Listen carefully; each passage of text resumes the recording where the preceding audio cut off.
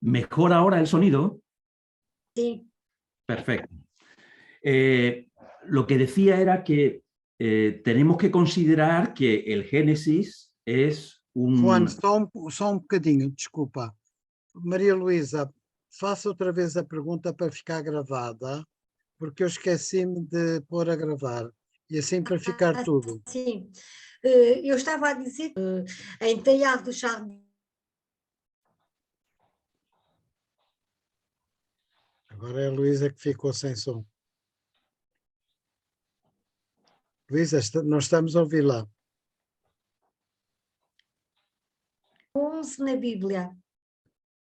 Pronto, é o Gênesis, é o contraponto da evolução do ponto de vista fenomenológico com o relato do Gênesis. É isso que é a sua questão, não é verdade? Pronto. Juan, então, desculpa, podes começar, faz favor.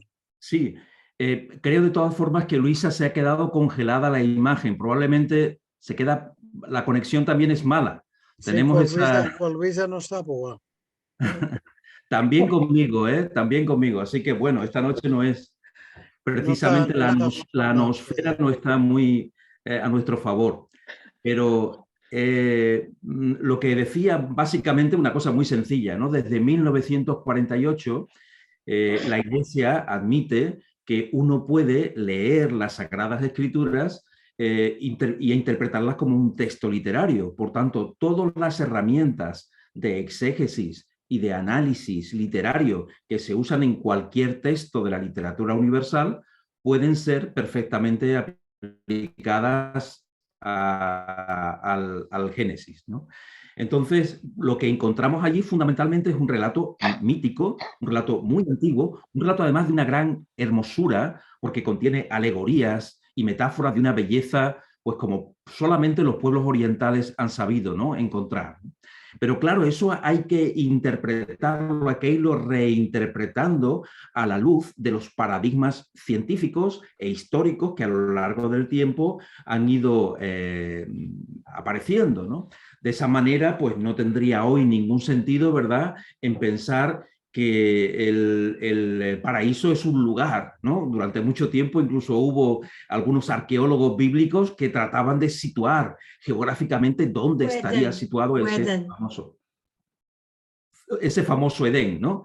Y en segundo lugar nos encontramos con dos figuras, Adán y Eva, que son pues los orígenes de la humanidad. Sin embargo, hoy la ciencia nos dice que ese proceso fue muy largo, ¿no? De Adán, probablemente estemos hablando de lo que de humano, cuando hablamos de Adán, probablemente estamos hablando de lo que de humano hay, ¿no?, en la aparición de la hominización y de la humanización, porque la hominización quizás afecta fundamentalmente a los factores biológicos y la humanización hace referencia a los factores culturales, espirituales e intelectuales, ¿no? Por tanto, yo creo que es perfectamente posible que nosotros trabajemos el capítulo del Génesis en varios niveles.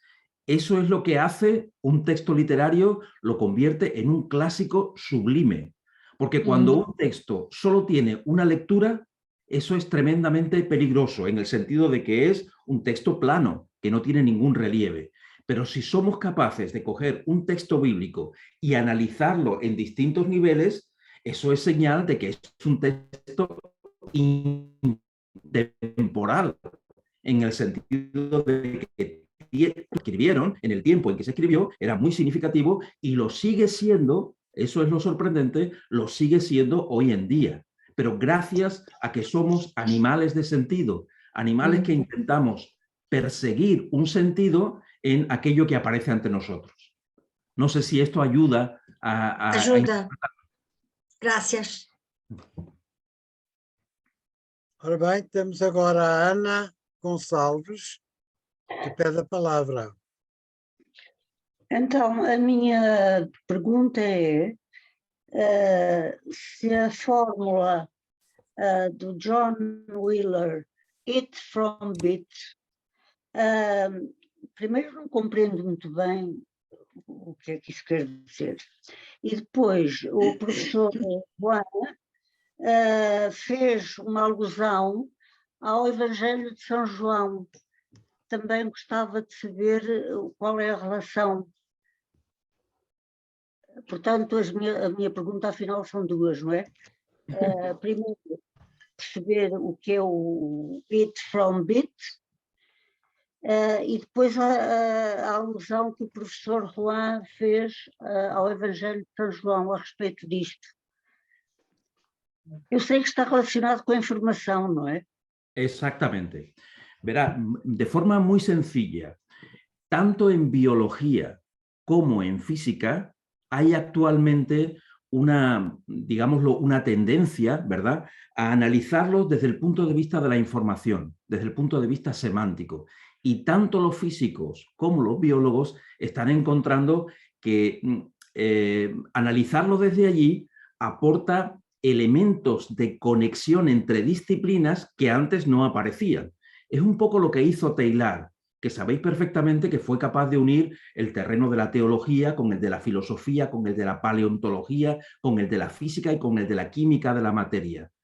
Una persona como él, que fue capaz de hacer esa gran síntesis, probablemente estamos asistiendo en este momento a otra gran intuición en ese sentido. Y es que la información es importante tanto en la evolución, tanto en la cosmogénesis, como en la biogénesis, como en la antropogénesis, y probablemente también lo sea en el futuro, porque si nos preguntamos por el sentido de las cosas, realmente lo que estamos haciendo es una pregunta semiótica. Por tanto, desde el origen, desde el alfa hasta el omega, hay todo un eje semiótico que lo recorre, ¿no? Y la segunda cuestión que me decía era el significado de eat from bit. Podíamos traducirlo, aunque Wheeler hizo una cosa magistral, que es resumir en solo 3 palabras un aforismo tan significativo, ¿no? Nosotros, para entenderlo un poco mejor, lo podemos estirar un poco más y poner más palabras. Podríamos decir, todo es información, podríamos decir, ¿no? Al final, todo es información, ¿eh? Tal como en el pequeño recorrido que yo en mi presentación hice, desde el nivel de las partículas subatómicas hasta el nivel de la biosfera, veíamos cómo continuamente aparecían relaciones informativas entre los niveles organizativos, ¿no? Y que esas relaciones eran fundamentales para poder construir el siguiente. Parece ser que la información es lo que nos lleva a la complejidad, pero esto no es de Teilhard, ¿eh? Y me decías también, me hablabas también del Evangelio de San Juan.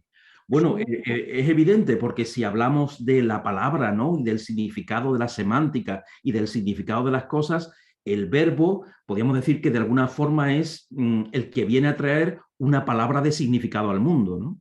Es decir, que podríamos hacer una lectura del Evangelio de San Juan perfectamente desde el campo de la física de la información o de la biosemiótica, como hoy se llama, que sería en otro plano, ¿no? Lo que nos dice entonces de nuevo que el Evangelio de San Juan realmente es un clásico y es una obra extraordinaria que puede ser leída de multitud de maneras. Muito obrigada. A você. Posso acrescentar uma coisinha sobre o mito de Adão? Em primeiro lugar, queria cumprimentar todos os presentes visualmente. Segundo a filosofia de Paul Ricoeur, é um grande filósofo da segunda metade do século XX, faleceu em 2005, dia 20 de maio, que cada mito tem um sentido muito profundo, mas os mitos constituem uma categoria especial de símbolos. Ora, um símbolo tem sempre mais que um sentido. Tem o sentido, por exemplo, quando os símbolos elementares, quando o profeta Isaías diz: endireitai os vossos caminhos. percebemos imediatamente que não se trata de um caminho ou numa rua ou numa floresta. Percebemos que ele quer dizer endireitar, modifiquem o que não está bem na vossa vida. Então, temos dois símbolos, de todos os símbolos há dois sentidos, o sentido literal e o sentido real, mas que é precisamente dito a partir de uma realidade que não quer ser o sentido primordial. Passo aos mitos. Todos os verdadeiros mitos têm também três traços fundamentais, segundo Paul Ricoeur. O primeiro é uma figura única que explica a universalidade. Noutros termos, cada ser humano é Adão, cada ser humano é Eva. Toda a humanidade em Adão e Eva quer explicar o que acontece e o que se vive em cada ser humano. Nem sequer se pode dizer que Adão é todos os homens e Eva todas as mulheres. São polos da existência. Em segundo lugar, o mito diz-se sempre numa história. E numa história que tem uma dificuldade de ser compreendida de modo racional, meramente intelectual. Por exemplo, aqui, no mito de Adão, o que não se compreende muito bem é de onde provém o mal. O mal provém de maçã cuja colheita era proibida, mas sob a inspiração da serpente, do demónio, algo que está ao mesmo tempo exterior ao ser humano. Esta exterioridade podia ser um aspecto dentro de nós mesmos. E em terceiro lugar, terceiro traço de todos os mitos é que o mito tem, como se diz, um alcance que é ontológico. Ontológico quer dizer algo de profundo sobre a realidade humana. Então, em Adão, nesta belíssima descrição ou narrativa, percebemos que Adão e Eva figuram toda a humanidade e todo o ser humano, passado, presente e futuro. Em segundo lugar, há qualquer coisa que a narrativa não explica, é porque é que a serpente, isto é, introduziu o mal. O ser humano fez o mal, mas sob uma solicitação externa que é figurada aqui por um animal mau. Mas isso, o mito de Adão e Eva não explica o que é esta figura de serpente e de onde vem. E em terceiro lugar, o alcance ontológico do mito de Adão consiste em dizer, primordialmente, o mal não tem uma origem divina, mas uma origem humana. Contrariamente ao mito babilônico de Enuma Elis, que dizia que havia já uma guerra dentro do mundo dos deuses e o mal do ser humano chegou a partir do Olimpo babilônico, isto é, do combate entre os deuses bons e Marduk e os deuses ou as figuras, nós diríamos, militares más. Então, penso que isso, como não faço senão comentar a partir da filosofia de Paul Ricoeur o que Juan já nos disse de modo extremamente interessante. Obrigada.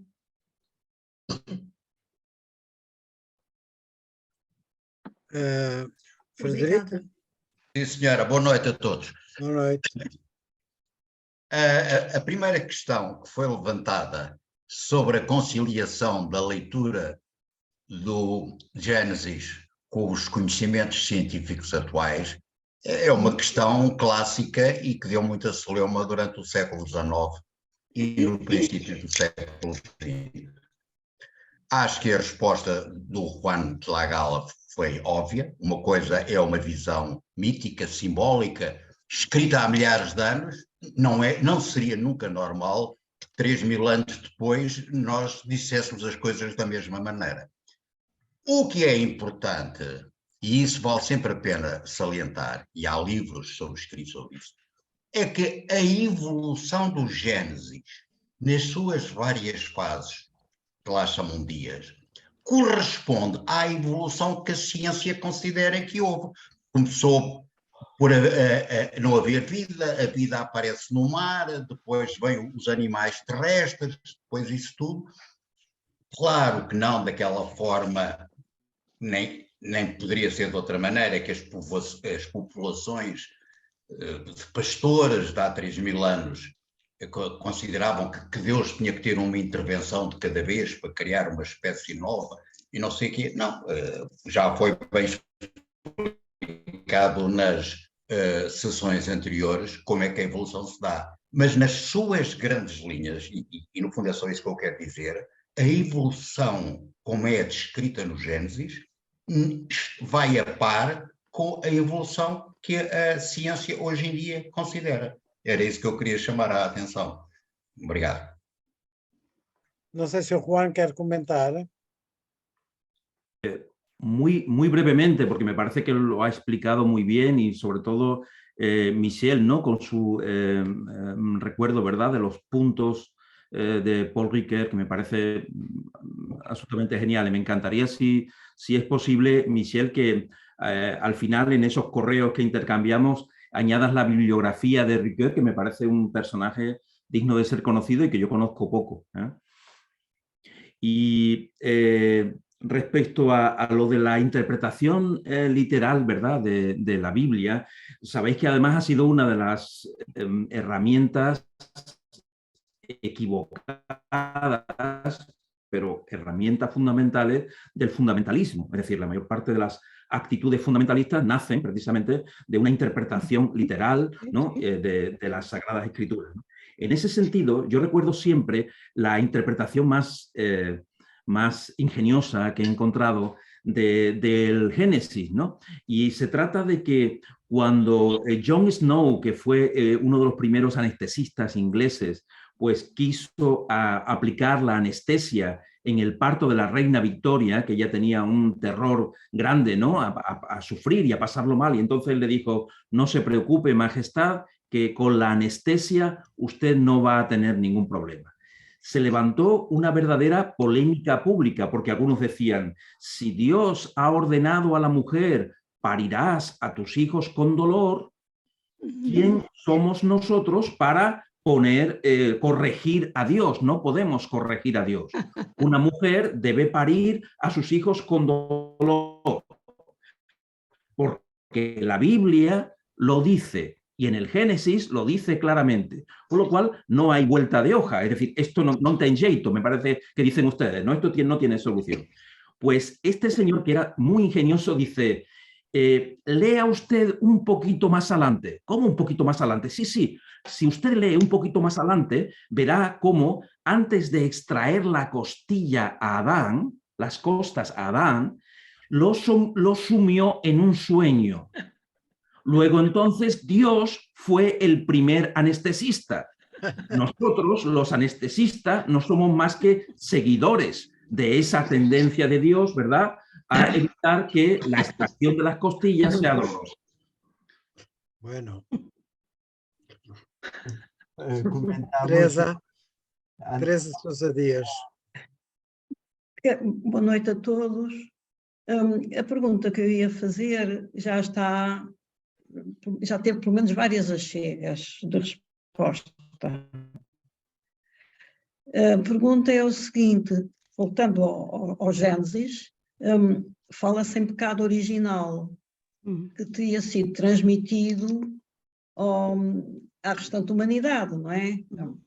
Ora, parece-me muito mais que, sendo o homem imperfeito, tem tendência a pecar, quer dizer, está na sua própria natureza, a tendência para pecar, e que isso é que seria, na realidade, chamemos-lhe o pecado original, não um pecado que teria sido cometido pelos nossos primeiros pais, mas uma tendência normal de todos nós. Gostava de ouvir a opinião. Posso? António, posso? Sim, senhora. Faz favor, Michel. Esta interpretação do pecado original não é a interpretação que a teologia faz e deve fazer hoje em dia. Não há pecado original. Diga. Estava que hoje em dia não considera-se que não há pecado original. Não é isso que eu estou a dizer. O pecado original existe. É preciso compreender como é que se introduziu. Introduziu-se, por exemplo, há qualquer coisa que não é aceitável, e estou a repetir também as palavras deste raciocínio do filósofo Paul Ricoeur, não é compreensível que algo de moral, uma culpa moral, seja transmitida biologicamente. Mas o sentido, diria eu, mais profundo do pecado original, o qual é também um grande símbolo importantíssimo e que não podemos eliminar, é, em primeiro lugar, o facto de que cada vez que um ser humano nasce, ele nasce num mundo onde já existe o pecado e o pecado vai solicitá-lo. Ele entra num mundo onde o mal preexiste a cada um de nós. Esta preexistência do mal a cada vida humana levanta efetivamente um grande problema. Eu diria, é mais autêntico pensar que temos, com a presença das injustiças, das guerras, naquilo que tem de mais horrível, que temos algo que nos solicita a fazer a mesma coisa, a mesma resposta. Não falo aqui da guerra da Ucrânia, mas o mal é anterior a cada ser humano. Mas é preciso distinguir também como a finitude nossa. Muitos dizem que o pecado original reside na nossa finitude. Somos seres sensíveis, então somos atraídos por coisas aberrantes, excessivas, de sensibilidade, por exemplo. Isso é um grande mistério, porque se fosse assim, o pecado pessoal seria totalmente automático. Não, nascemos finitos num mundo onde já existe o mal. Mas às vezes caímos e outras vezes não. Temos a liberdade de não seguir as solicitações do mal. Acabo, é uma interpretação que me parece mais existencial e que nos leva a pensar o mal de modo muito coerente. Se Adão e Eva são figuras de cada ser humano em particular e de toda a humanidade, nessa altura, o problema de saber como se transmitiu o pecado original desaparece porque precisamente o pecado original existe no nosso mundo. Obrigado, Michel. Teresa, querem intervir mais? Teresa Sousa Dias. Depois eu percebi. Não quer dizer, ao fim e ao cabo, posto em palavras minhas, não é? É a nossa imperfeição, que vivemos num mundo imperfeito, que nos conduz, ou que nos faz ter apetência para o pecado, embora, em muitos casos, possamos resistir a essa apetência. Quer dizer, não é propriamente algo que se herdou ao longo das gerações a partir de um casal inicial, mas uma situação que se verifica para cada um de nós desde que nascemos. Muito bem, eu levantei a mão para intervir na minha qualidade de moderador, mas não quero passar à frente de ninguém. No entanto, para não perder a oportunidade, eu vou ser breve, talvez repetindo até um pouco coisas que já foram ditas, mas fazendo um sumário. Se nós nos reportarmos aos pontos de vista de Teilhard de Chardin, ele preocupou-se, ele tratou muito este aspecto do mal, como nós sabemos, mas coloca-o em dois planos. Por um lado, como aliás o Michel também já falou, é a nossa incompletude. Portanto, se nós somos seres em evolução, não só cósmica, mas individual, portanto, nós somos levados por duas dinâmicas, que é a dinâmica própria da evolução e a dinâmica da nossa própria pessoa na sua evolução para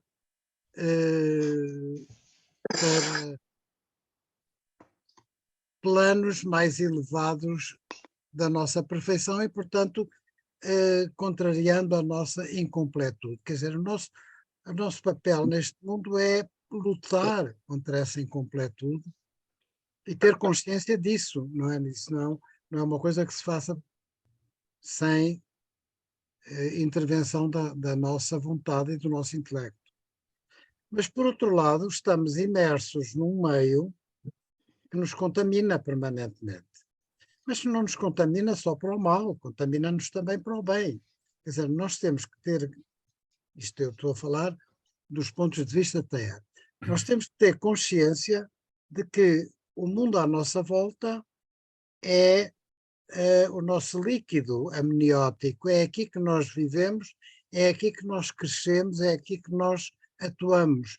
E ele fala-nos muito das passividades, que é a dinâmica de influências positivas e negativas que se abatem sobre cada pessoa, cada indivíduo, e que ela tem que gerir no sentido de superar as suas incompletudes. E, portanto, nesta ótica realmente não há lugar a falar-se de pecado original ou de culpa inata, não é? O que pode haver, e o Teilhard também fala nisso, é uma certa tendência para cairmos no pó. Ele usa este termo. Permanentemente nós temos a tendência de voltar ao pó. Esse voltar ao pó é uma metáfora para o peso que a incompletude tem em nós. Nós não estamos suficientemente munidos de instrumentos para superarmos permanentemente as nossas incompletudes e, portanto, estamos sempre sujeitos a regressar, a cair para trás, a avançar 2 passos e recuar 1, se assim quisermos, nesta imagem. Pronto, era esta visão mas reportando-me ao ponto de vista de Teilhard de Chardin, que eu queria deixar como resposta às questões que foram levantadas. Solamente una cuestión para añadir. Estoy seguro de que muchos de vosotros recordáis la intervención de François Heuvet hace unos días en Lisboa, en la Academia de Ciencias, que fue realmente muy iluminadora, ¿no? Pues él, en el libro que acabamos de traducir y que pronto saldrá en español, que se llama Pour une spiritualité du cosmos, por una espiritualidad del cosmos, hay un capítulo exclusivamente dedicado al problema del mal en el mundo. Y creo que es un resumen magnífico. Aparte, me consta que François Heuvet, aparte de ser físico del estado de plasma, es un teólogo de altura y ha tratado en su tesis doctoral el tema del pecado. Ha hecho una especie como de historia de las interpretaciones del pecado. Y sé que es un experto en la cuestión del pecado original, que su compañero de orden, pues le llevó finalmente pues, a ser exiliado y silenciado durante tanto tiempo. Entonces sería estupendo si, en vista de que este tema nos llega dentro y nos interesa como creyentes también, pues a lo mejor podíamos invitarle en alguna ocasión para que él pudiera profundizar, ¿no?, en estas cuestiones, ¿no? Boa ideia. Eu vou tentar convidá-lo para ele entrar num Zoom proximamente. É uma boa sugestão. E vou-lhe pedir para ele fazer uma intervenção nesse plano, nessa ótica. Obrigado, Juan.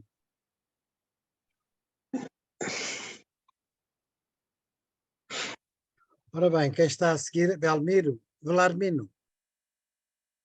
Olá, muito boa noite a todos. Espero que me estejam a ouvir. Muito bem. Eu quero falar duas coisas diferentes, mas que estão ligadas. A primeira é aquela observação da Ana Gonçalves, do Eat from Bit, não é? Eu vou contar uma história que as pessoas às vezes têm pouca consciência. Nos 4 textos do Evangelho, dos 4 autores diferentes, apenas o de João fala em judeus. A palavra judeu nunca aparece nos outros 3. E isto mostra que o evangelista tinha um propósito qualquer. Os outros evangelhos falam em fariseus, saduceus, enfim, samaritanos, o que quiserem. Mas nunca usa a palavra judeu. É João que usa pela primeira vez. E isto é um eat from bit. Isto tem um significado e que fica para pensarem. A segunda coisa é que eu acho que Deus está extraordinariamente orgulhoso connosco, porque nós inventámos um conhecimento e uma teoria física de conhecimento do universo que nos permite, com o rigor da espessura de um cabelo, medir a distância entre Paris e Nova Iorque, com um erro inferior à espessura de um cabelo. E esta inteligência corresponde, eu estou muito orgulhoso com a Igreja Católica Romana, porque depois de muitos disparates, de muitos séculos de disparates, realmente está na ponta da observação, dos observatórios da ciência nas áreas do universo e nas áreas da vida. Portanto, realmente, a Igreja Católica Romana contribui e segue com muita atenção o que se passa no universo, o que se passa desse fenómeno particular chamado vida, e, portanto, faz as adaptações todas não literais, necessárias a textos muito antigos como a Bíblia, e, portanto, estamos longe dessas contaminações de ler a Bíblia como um texto científico ou um texto histórico rigoroso, não é? E isso é muito bom, portanto, porque simultaneamente temos o consolo de uma religião e de uma igreja que nos quer adultos e que no fundo só pede que nós sigamos as duas coisas que Jesus pediu, que foi que nos amássemos uns aos outros e amássemos a Deus, mais nada. Portanto, tudo o resto virá daí. Deus não nos quer idiotas nem estúpidos, quer-nos profundamente conhecedores, e eu espero que tenham um grande orgulho no progresso que nós revelamos em todos os domínios. Evidentemente, há uma coisa que nós lidamos pior, e é a nossa capacidade de nos educarmos uns aos outros, e sobretudo nessa questão fundamental que é o livre-arbítrio. Nós podemos sempre, eu acredito que nós podemos sempre escolher, pelo menos, entre duas vias. Pecador, me confesso, nem sempre escolho o melhor, mas tento ser fiel àquilo em que fui educado e àquilo em que acredito de Deus e de Jesus e do Cristo e da experiência acumulada. E, portanto, não vale a pena estarmos aqui, na minha opinião, estarmos aqui com histórias de meninos piegas a dizer que o mundo é imperfeito e que o outro fez mal, porque justamente se Jesus veio ao mundo e se nós acreditamos nisso, foi para acabarmos com essas pieguices e tratarmos da vida corretamente uns aos outros. E, portanto, é isto que eu quero para já. E é nesse sentido que eu admiro muito a contribuição do Teilhard de Chardin, porque de alguma maneira vem de um mundo para o outro, valoriza a ciência, valoriza o homem e a sua racionalidade, vê isso um caminho para Deus e vê, sobretudo, que é exatamente isso que Deus quer. E, portanto, eu acredito num Deus que fica muito contente cada vez que nós encontramos uma nova equação que explica uma parte do universo. E, portanto, claro que isto dá trabalho, não é? Educar dá trabalho, aprender dá trabalho, mas se nós fomos educados para servirmos uns aos outros, também ninguém nos disse que não valia a pena. Obrigado. Porque é só isto. Obrigado, Armin. Foi muito estimulante e prova de convicções profundas, que é bom esse testemunho. Armin, se quiser baixar a mão, vou passar a mão ao Manuel António Ribeiro.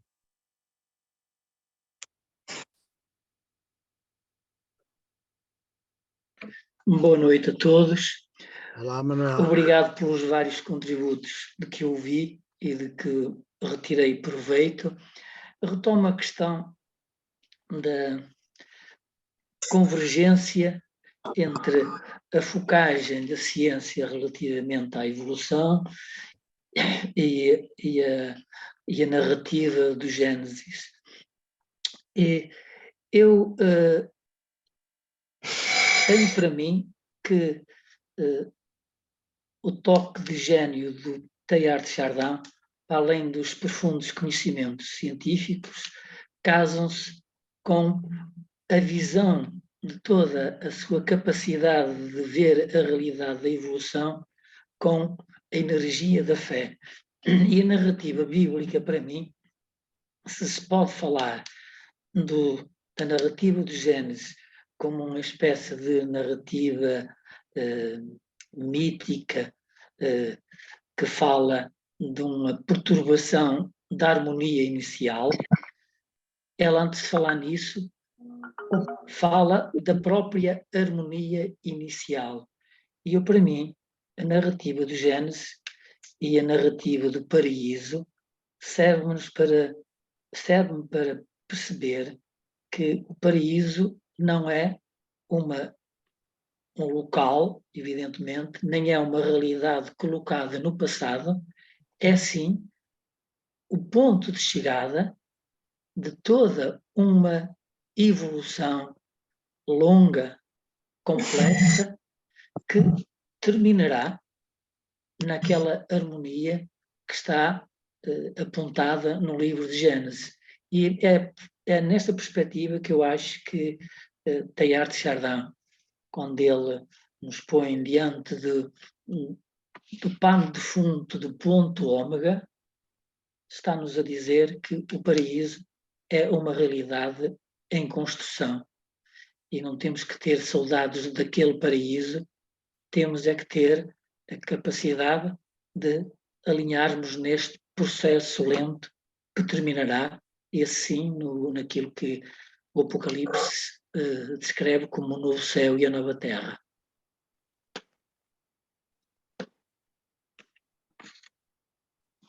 Antônio, podia fazer uma pergunta a Juan? Podia fazer uma pergunta a Juan?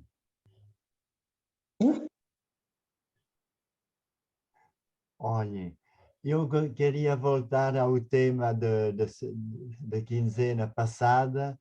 Michel, só um bocadinho, desculpe. Desculpe que eu estava sem som e não me ouviram. Não sei se alguém quer fazer um comentário ao que disse o Manuel António. Eu quero fazer um comentário, se for possível.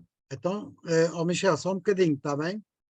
Sem contrariar absolutamente nada o que ouvimos, existe no YouTube e, enfim, noutros meios, uma excursão, uma viagem extraordinária, lindíssima, do Michael Palin à procura do sítio onde estava o paraíso, porque na Bíblia aparece uma descrição do Jardim do Paraíso, que fica no meio, ao pé de 7 rios, etc., que tem estes nomes e aqueles e os outros. Ora, o Michael Palin encontrou esse local, existe esse vídeo, e portanto, sem contrariar a interpretação do que foi dito pela pessoa anteriormente, é muito interessante nós hoje sabermos que as pessoas, o redator dessa parte da Bíblia, localizou aparentemente num sítio concreto, lá no Médio Oriente. Eu não sei exatamente agora como é, mas corresponde a todas as descrições da Bíblia. Hoje é um sítio povoadíssimo, não tem nada a ver, obviamente, com o jardim. Mas é muito interessante do ponto de vista, digamos, da evolução das cidades, da geografia, a constância e a evolução. E, portanto, que esse sítio na Bíblia existe. Né? Esse sítio descrito na Bíblia existe. Isso é muito engraçado. Michael Palin, quem é o Michael Palin? É um dos autores dos Monty Python. Portanto, o Michael Palin é um ator, é um escritor, enfim, ele não é só um membro dos Monty Python, mas é só para vos situar de onde é que ele vem e podem realmente encontrar. Esse documentário é fascinantíssimo. Ele tem uma série de viagens pelo mundo, um dos quais é à procura do Jardim do Éden, e ele encontra-o. Muito obrigado, Larmino. Michel, eu não lhe vou dar já a palavra porque tinha a Isabel Nogueira já inscrita e o Michel não tinha a mãozinha levantada. Tem que aprender a levantar a mãozinha, se faz favor. Então, Isabel Nogueira. Eu por mim, tudo bem, mas eu acho que vou ser rápida e porque as intervenções anteriores foram excepcionais, tiveram contributos enormes na nossa compreensão portanto, da evolução e sendo à partida nós todos crentes, o Teilhard de Chardin nos faz essa ponte, porque isto agora é uma contribuição um bocado pessoal e uma que é eu quando comecei a ter o conhecimento da Bíblia e a catequese, enfim, eu sempre me fez muita impressão como é que o pecado original tinha sido porque Deus não permitia que fosse, a árvore do conhecimento fosse tocada. E realmente a vida, e toda, seja ela da mais simples até às concepções científicas e filosóficas, é tudo, até o próprio homem primitivo teve o conhecimento do fogo. Portanto, há aqui qualquer coisa que me...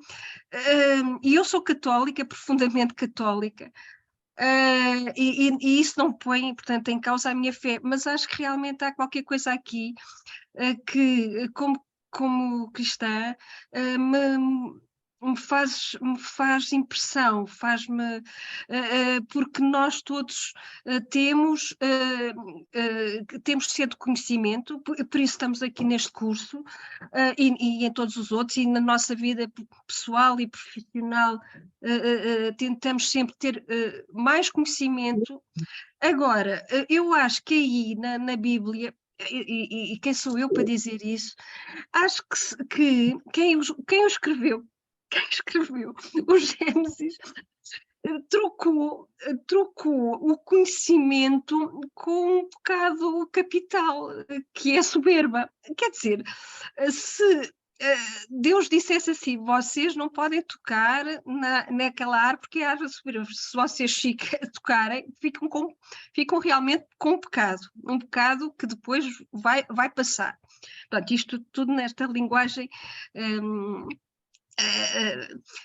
literária.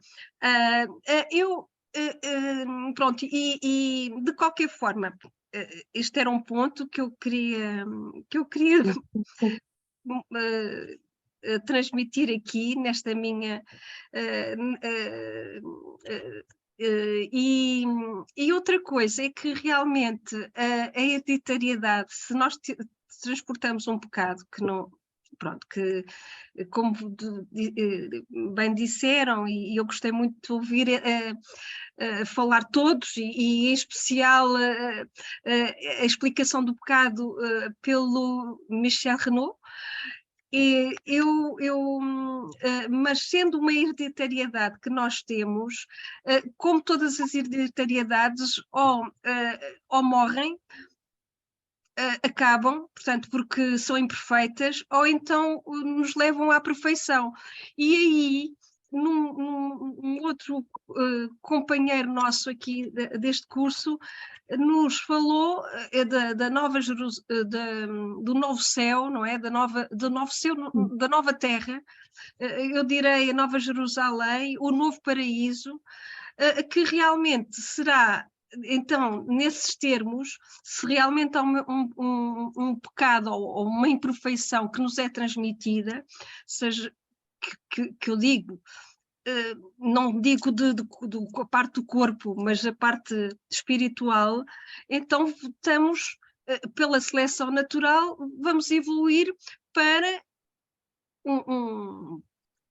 para um ser perfeito, um ser de luz. Nós já somos seres de luz, mas todos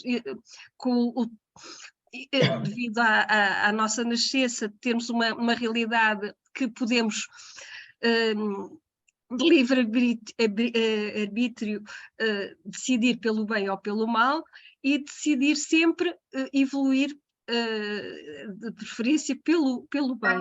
Por isso acho que Terra de Chardin vem-nos criar aqui uma belíssima. Está aqui uma buzina, uma belíssima explicação para quem é cristão, quem é destas imperfeições, quem sou eu para dizer, bíblicas, textuais, que não podemos ler evidentemente à letra, e que não é por isso que nos tiram também a nossa fé. Muito obrigada. Obrigado, Isabel, pelo seu comentário e reflexão. Foi vasta. Teve vários pontos, é um bocadinho difícil de pegar nas pontas, mas não sei se alguém quer fazer um comentário ao que a Isabel nos esteve a comunicar. Então, se ninguém se propõe, eu daria a palavra agora ao Michel. Muito obrigado, mas não quero monopolizar o tempo Não, da não. palavra. Não, É só porque para entrar na vez tem que ter a mão, senão a gente não pode gerir bem as intervenções. Tem que. Depois eu explico-lhe como é que põe a mãozinha. Está bem. Ok. Obrigado.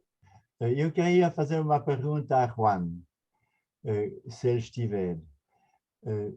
Sim, o Juan está. A propósito da tese de Teilhard de Chardin sobre a relação entre o espírito e a matéria, o espírito dentro da matéria, em que sentido Teilhard de Chardin interpreta esta palavra, espírito, o dentro da matéria?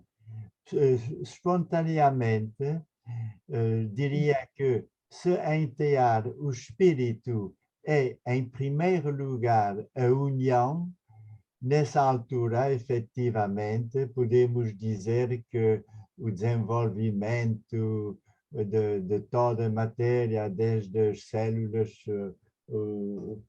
as bactérias, etc., há efetivamente um processo de unificação cada vez maior. Mas nessa altura, e quando, a dificuldade é quando chegamos à teoria do acaso, no desenvolvimento da matéria. Como é que podemos compreender, repito, a relação entre espírito e matéria? Eu percebo que, por exemplo, quando há cruzamentos com duas direções opostas possíveis na evolução, quando Deus, eu diria, tem o lugar daquele que dá a orientação de um lado totalmente não necessário nem previsível, nessa altura percebo que o espírito está em Deus e dentro da matéria, ainda não pensante, há efetivamente uma orientação que para nós é um acaso, mas que seria finalizada, diríamos nós. Nessa altura, o espírito da matéria, eu diria, o espírito talvez fora da matéria, que é o espírito divino fora da matéria, que imprime, onde nós vemos o acaso, imprime uma orientação eventualmente totalmente aleatória para nós. Enfim, era esta expressão do espírito dentro da matéria que a mim faz uma certa dificuldade.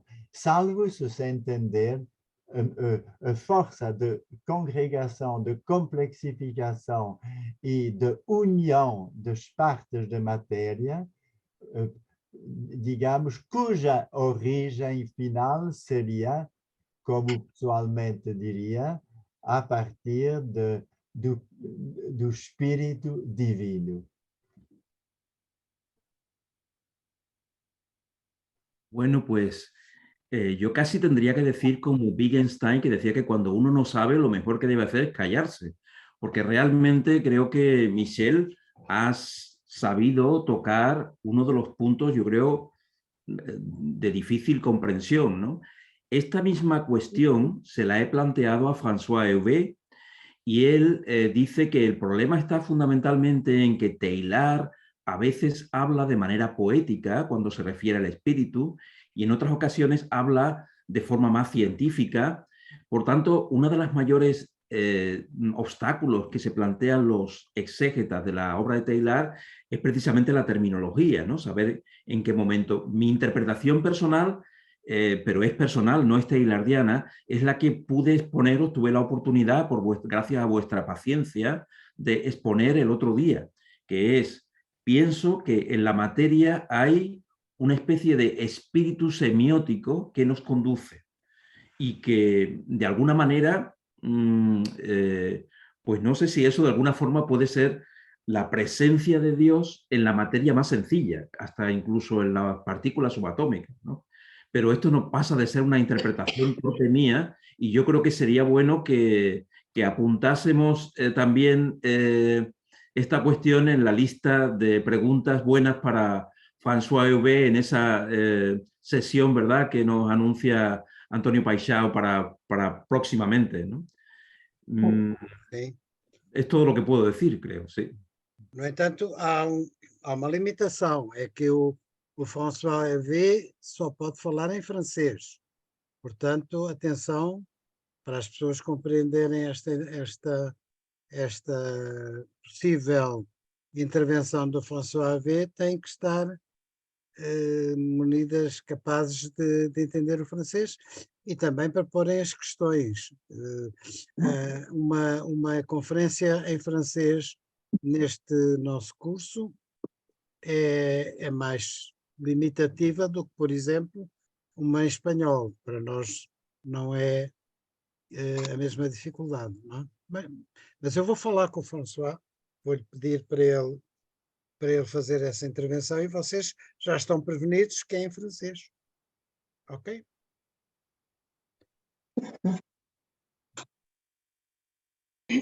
Somos todos da era do francês. António, somos Sim, todos... Lucília. Viva! Somos Olá. todos da época da aprendizagem do francês. Penso Mais que ou não, menos, não há mais ou grande menos. problema. Mais ou Se menos. fosse mais ou inglês menos. seria pior. Exatamente, mais ou menos. É.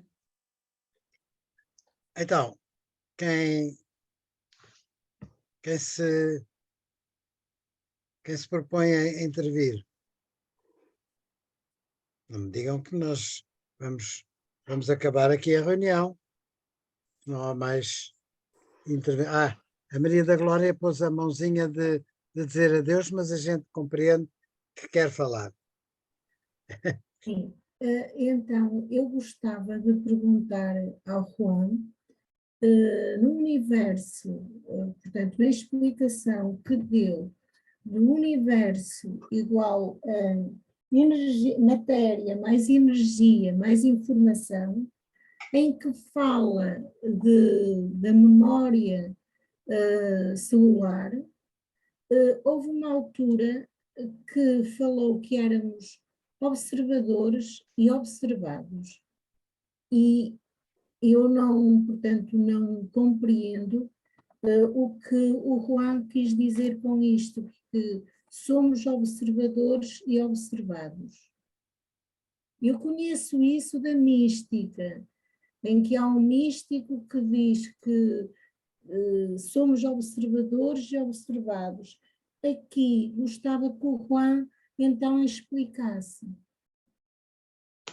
Muito bem. Muito obrigado, María da Gloria, por lembrar mi intervención, ¿no? Porque efectivamente utilicé esas palabras, así que me consta, sé que estuviste muy atenta, ¿no? Y te lo agradezco mucho. Lo que quise decir, estábamos hablando del cerebro, y lo que quise decir es que cuando pensamos en el cerebro, cuando estudiamos el cerebro, cuando analizamos científicamente el cerebro, lo hacemos con nuestro cerebro. Lo cual parece una paradoja, ¿no? Es como un círculo vicioso, ¿no? Si no estamos seguros de que nuestros sentidos nos estén dando al cerebro una información correcta, las conclusiones que sacamos sobre nuestro cerebro serán correctas también. Es siempre la duda que nos asalta en estos casos, ¿no? Cuando hay un círculo vicioso en el conocimiento, ¿no? No sé si me expliqué. Sim, sim. Maria da Glória, ficou satisfeita com a explicação? Sim, fiquei. Ok. Mais intervenções? Quem deseja falar? Michel? Se ninguém tem uma pergunta, queria perguntar a Juan que possa repetir a função do acaso do ponto de vista da ciência, da evolução. Isto é tão difícil para nós pensar que a evolução seguiu, como diz, golpe de sorte monumental, como diz Teilhard de Chardin, como diz Donadieu a propósito de Teilhard de Chardin. Mas os cientistas, como é que pensam o acaso na ciência?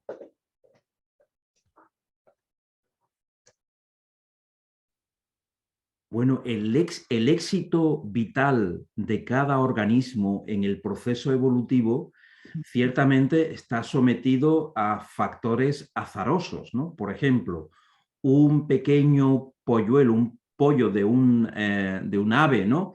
Que aprende a volar, ¿no? Y se inicia en el mundo, intenta pues coger sus primeros insectos, ¿no? Y huir de los depredadores, pues la mayor parte de las veces, la mayor parte de esas crías van a sucumbir en el estómago de otro ser, ¿no? Es decir, que muchos de los procesos evolutivos están sometidos al azar de un éxito o de un fracaso.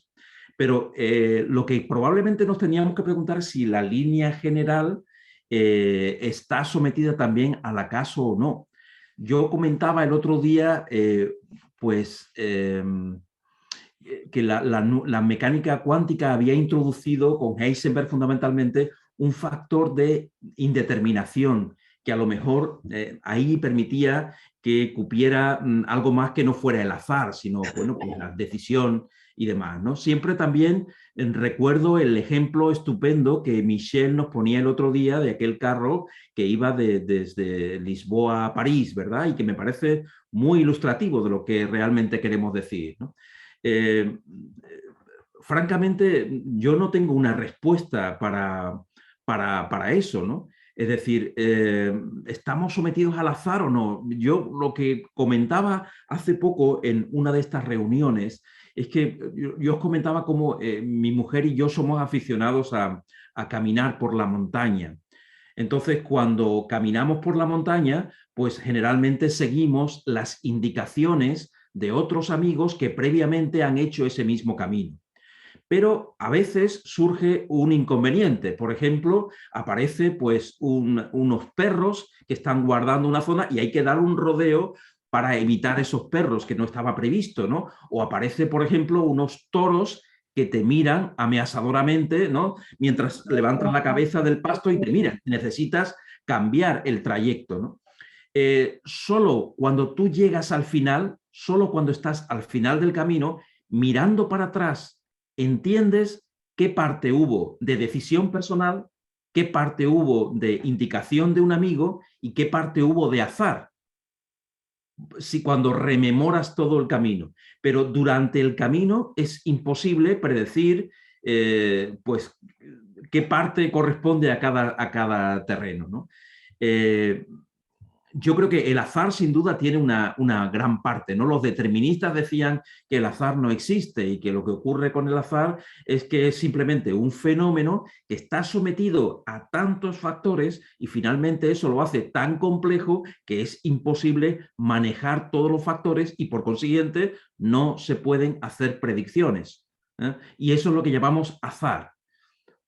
Francamente no lo sé.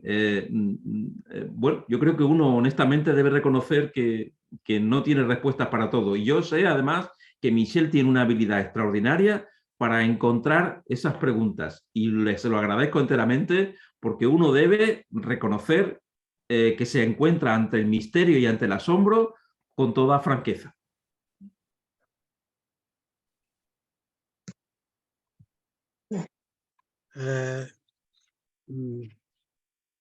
Sim, Belarmino. Obrigado. Sim, então eu vou... Muito obrigado, porque estas perguntas não têm efetivamente uma resposta fácil. Posso evocar um dia a propósito da liberdade. Na minha infância, os meus pais diziam que quando uma criança morre antes da idade da razão, vai diretamente para o céu. Eu pensei, eu gostaria de morrer já pequenino, assim teria certeza de ir para o céu, não é? E para muita gente, talvez teria sido preferível assim. Olha, Putin teria sido preferível assim. Mas, aí é direitinho para o inferno. Mas isso evoca a questão da liberdade. Em que medida somos livres e condicionados? E saudavelmente condicionados? O que é que o Juan iria responder a este problema? ¿Puedes repetirme, por favor, la pregunta? Se o sentido da nossa vida é adquirir uma liberdade que nos permite escolher o bem, e quando vemos os nossos condicionalismos materiais, físicos, fisiológicos, etc., não será que devemos dizer que a nossa liberdade está muito reduzida, mas está sempre presente? Bien, dos cosas. La primera, decirte que tus amigos pensamos que es estupendo que no hayas muerto a una edad temprana, porque no podríamos haberte disfrutado como te disfrutamos. Eso es lo primero. Lo segundo, a ver si yo soy capaz de poner en pie la pregunta que te decías, hablabas de la libertad, ¿no? Si realmente somos libres, ¿quieres decir si realmente somos libres? ¿Puedes plasmarlo de nuevo con palabras sencillas para que un español que habla mal portugués lo entienda? Vou dar exemplo que vivi pessoalmente numa prova universitária para uma candidata que devia interrogar. Ela disse que todo o seu trabalho sobre o sistema neuronal, que a liberdade não existe, são os nossos neurônios que precedem a nossa decisão e que nos dão a ideia que somos livres. Atualmente, acho que o debate sobre a liberdade se situa na evolução do conhecimento sobre o funcionamento cerebral. Eu respondi-lhe, perguntei, mas nessa altura, quem é que fez o seu trabalho de doutoramento? Não é a senhora, são os seus neurônios. E nessa altura nem sequer se pode dizer seus neurônios. O adjetivo possessivo significa que há uma pessoa, eu diria, por dentro dos neurônios. Então, nessa altura, isso mostra o condicionalismo maior que suponho que existe atualmente como dificuldade é a compreensão da relação do sistema neuronal com a liberdade. Não podemos dizer que o sistema neuronal não é importante, mas não podemos dizer que é tão importante que não haja liberdade. Mas conciliar as duas coisas é complexo. O que acha? Pues sí, de nuevo una pregunta difícil de responder, pero mi idea sobre todo es la siguiente. Verás, hay un psicólogo que se llama Carl Rogers, que tiene un libro magnífico que se llama El proceso de convertirse en persona. Y en ese libro, él lo que viene a decir es que convertirse en persona es la tarea de toda una vida. Y por tanto, la libertad que uno va conquistando, pues es una lucha de toda la vida. Yo cuando intento pensar en cómo era yo cuando era adolescente y todavía conservaba la frangeta ¿no? en mi cabeza, pues era tremendamente pretencioso en el sentido de que me creía realmente que mis decisiones eran libres. Después he entendido que estaba tremendamente condicionado por multitud de factores que no acababa de entender muy bien. Y hoy mi actitud es mucho más serena en ese sentido. Quiero decir que la libertad, igual que ocurre con la evolución, que Taylor nos dice que la libertad, la evolución va creciendo hacia una mayor complejidad, hacia una mayor conciencia y hacia una mayor libertad, pues probablemente la evolución de cada persona sea también una réplica de ese proceso evolutivo y tengamos que ir progresivamente consiguiendo una mayor capacidad de reflexión, de conciencia, ¿no? y de complejidad neuronal, porque de alguna manera el conocimiento pues, se construye a partir de nuestra complejidad neuronal que después se extiende exteriormente hacia una complejidad noosférica, ¿no? Esa es la idea que se me ocurre al hilo de tu pregunta. Excelente resposta, muito obrigado.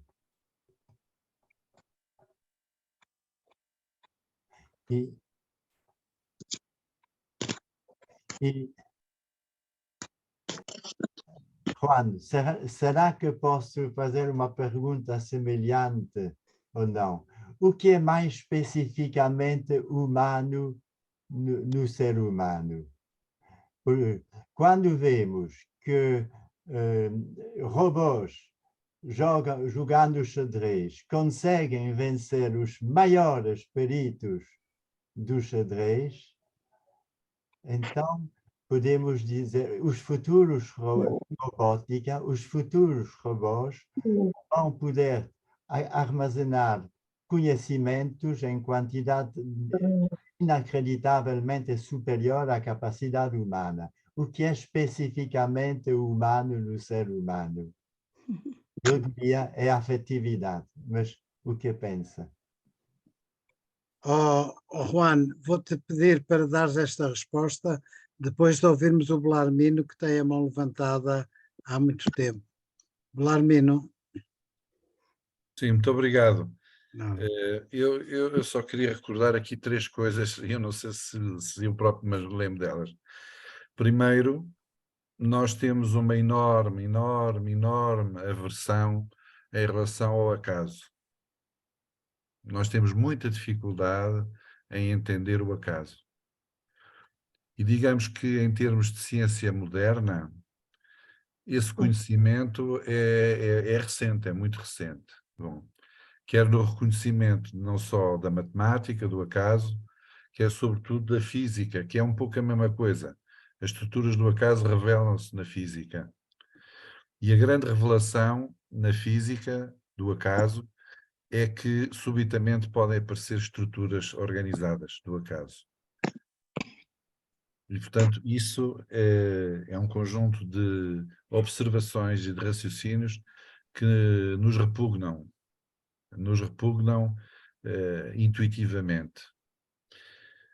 Há mais, há um aspecto ainda muitíssimo mais interessante, é que, ao que parece, matematicamente, quando o acaso se empenha numa certa direção, numa certa estrutura, exerce uma ditadura absoluta sobre todo o espaço e sobre toda a evolução. Ou seja, nós estamos a falar de um fenómeno de organização e de evolução que evolui não apenas dependente do início e de um fim, que não se sabe muito bem qual é, mas que o próprio caminho, os passos, os vários passos nessa direção vão impondo essa, digamos, eu agora usando aqui um pouco as ideias, há bocado do Michel, os neurónios da sua candidata a doutorada foram-se formando ao longo do tempo. Tempo é uma palavra terrível, porque hoje a ciência moderna tende cada vez mais a entender que existe um tempo da evolução, mas não existe o tempo do Newton. Não existe o tempo dos relógios. O tempo dos relógios não existe. O que existe é o tempo da evolução.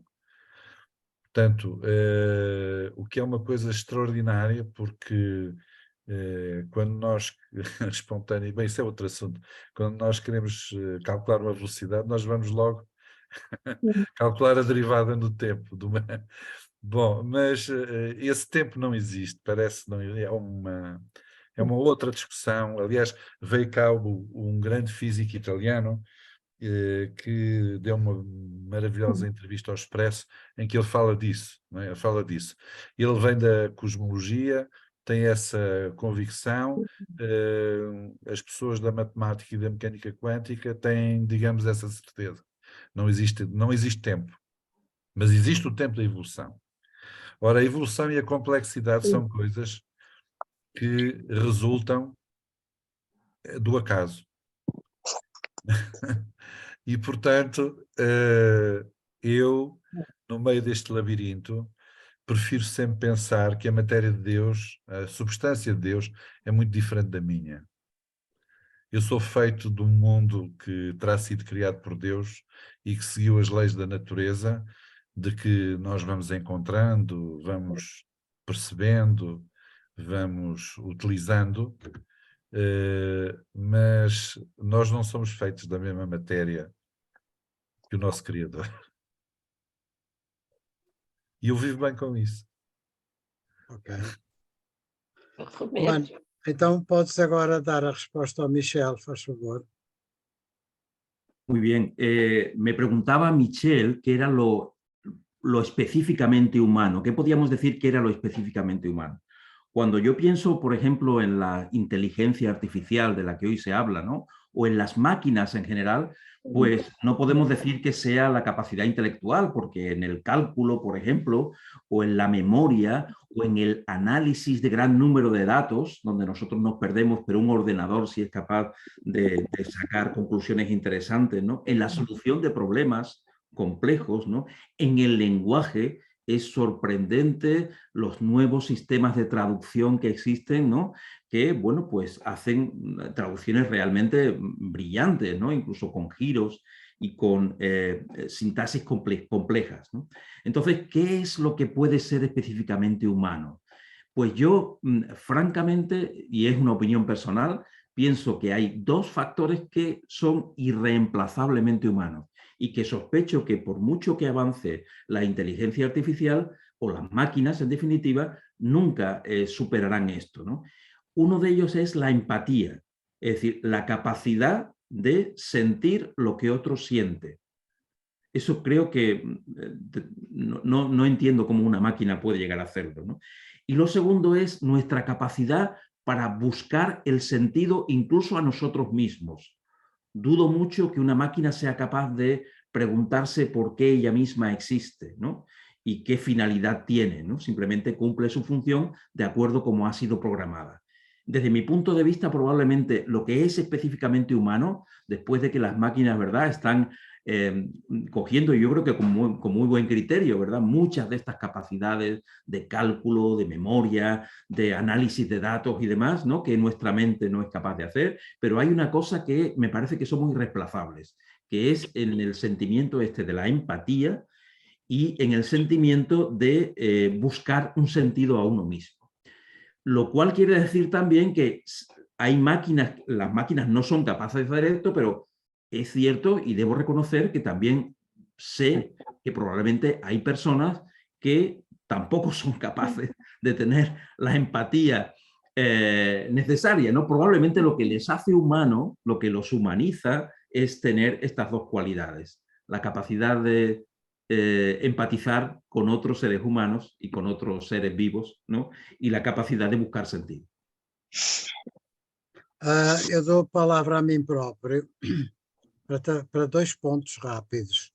Um diz respeito a esta questão que foi agora debatida entre o Michel e o Juan, para dizer o seguinte: as máquinas são produto do homem. O homem não é produto da máquina. As máquinas podem ter a aparência de que suplantam o homem, mas o que elas no fundo fazem é catalisar um número astronómico de experiências e de conhecimentos humanos. Portanto, no exemplo do Michel, quando a máquina joga xadrez e bate o maior campeão, é porque a máquina armazenou casos que esse campeão ainda não tinha experimentado, mas outros experimentaram e meteram na máquina e, portanto, a máquina acaba por ter uma memória coletiva muito grande que individualmente seria impossível de ter e dá a impressão que a máquina é mais inteligente que o homem, mas o que ela tem é mais informação, porque é máquina, tem mais informação porque é máquina. Eu diria que isto é, digamos, um pedal da bicicleta da noosfera que o Teilhard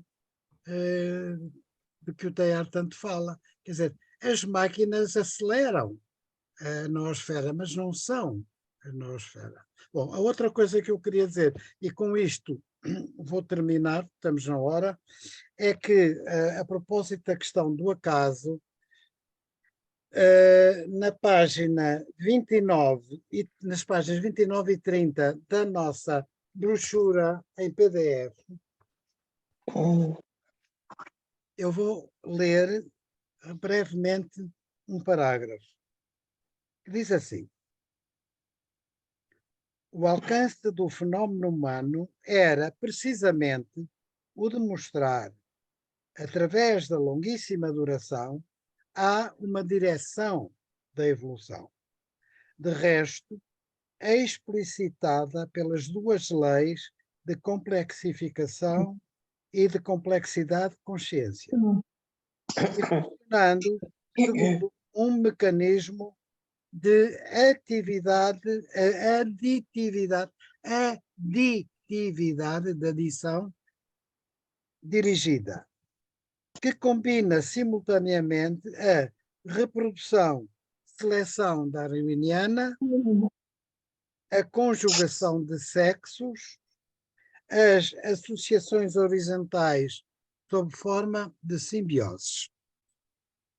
E, acima de tudo, atua um mecanismo de tenteio. E agora uma pequena citação do Teilhard, do fenómeno humano. Essa arma específica e invencível de toda a multitude em expansão. O tenteio, em que se combina tão curiosamente a fantasia cega dos grandes números com a orientação precisa de um fim a perseguir. O tenteio que não é simplesmente o acaso com que se quis confundi-lo, mas um acaso dirigido. Isto para refletirmos, não é? Pronto.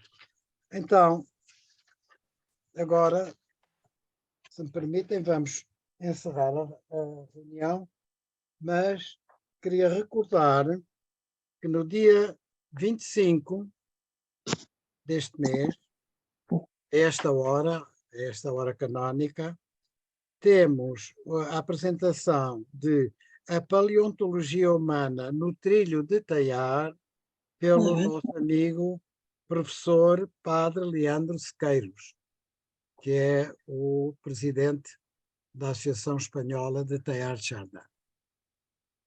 E pronto, eu mandarei, como de costume, a gravação desta reunião. Agradeço a todos, sobretudo aos que participaram mais ativamente e com participações de peso, que eu agradeço muito. E desejo a todos e a todas uma boa noite. Boa noite. Boa noite. Obrigada, boa noite a todos. Boa noite. Obrigada, António. Obrigada, boa noite. Boa noite. Boa noite, obrigada. Boa noite.